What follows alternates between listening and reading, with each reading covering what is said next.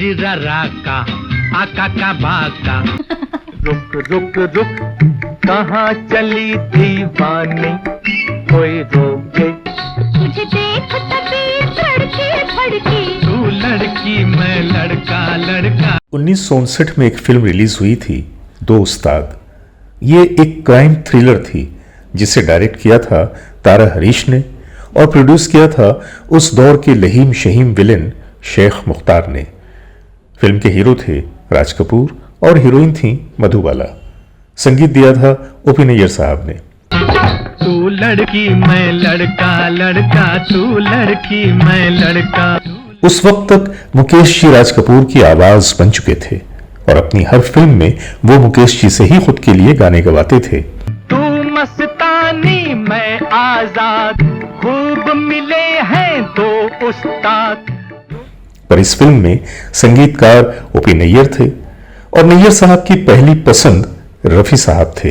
आंख है तेरी शरबती हरी मोरनी सी तेरी।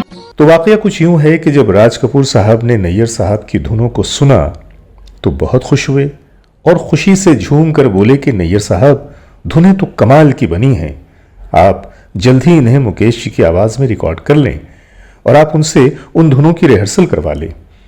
नैयर साहब ने मुस्कुराते हुए कहा कि मेरी ये धुनें मुकेश जी की आवाज में खिल नहीं पाएंगी। मैंने ये धुनें खास तौर से बनाई हैं और इनमें कई नए प्रयोग किए हैं जिन्हें रफी साहब की आवाज में ही जिंदगी मिल सकती है।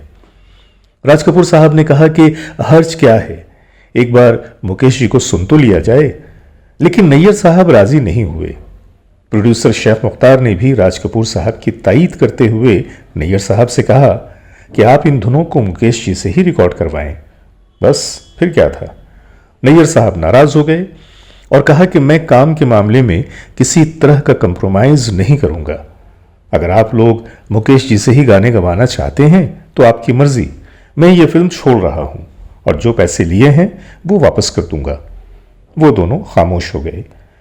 जब रफी साहब को इस वाकये का पता चला तो खामोश रहे और हल्की सी मुस्कुराहट उनके चेहरे पे आ गई, क्योंकि वो नैयर साहब के मिजाज और उसूलों से वाकिफ थे।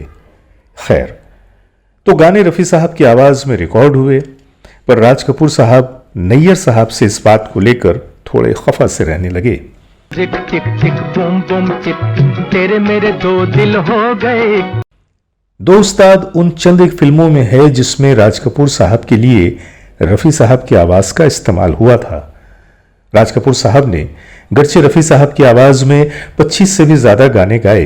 नजरों के तीर मारे कस कस कस चिक चिक चिक बूम बूम चिक तेरे मेरे दो दिल हो गए।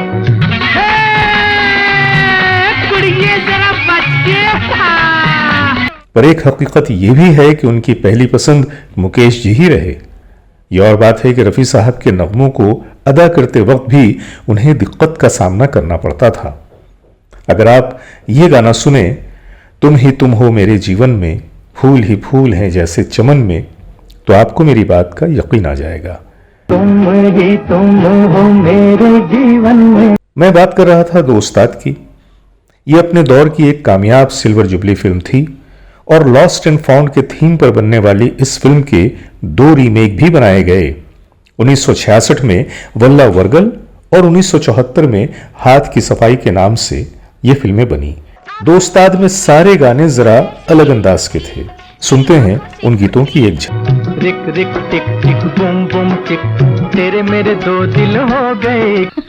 रुक रुक रुक कहाँ चली दीवानी नजरों के तीर मारे कस कस कस। दो उस्ताद के संगीत के रिलीज होने के बाद नैयर साहब के पास कुछ ऐसी खबरें पहुंचने लगीं कि एक बहुत बड़े हीरो ने अपने ही कैंप के एक संगीतकार के साथ मिलकर कुछ ऐसी कोशिशें की हैं कि दो उस्ताद के गाने रेडियो सिलोन पर प्रचार और प्रसार न हो। तो ओपी नैयर साहब अपनी कोशिशों के जरिए दो उस्ताद के संगीत के प्रचार और प्रसार की कोशिशें करने लगे और कई मंचों पर दो उस्ताद का संगीत बजने भी लगा। राका आका का बाका रुक रुक रुक कहाँ चली दीवानी। लेकिन तब तक बड़ी देर हो चुकी थी। नैयर साहब को बहुत तकलीफ हुई कि कुछ लोगों की जाती रंजिश की वजह से फिल्म के संगीत को वो पॉपुलैरिटी नहीं मिल सकी जैसा कि वो चाहते थे। फिल्म हिट हुई तो संगीत भी हिट हुआ। तो ये थी आज की कहानी।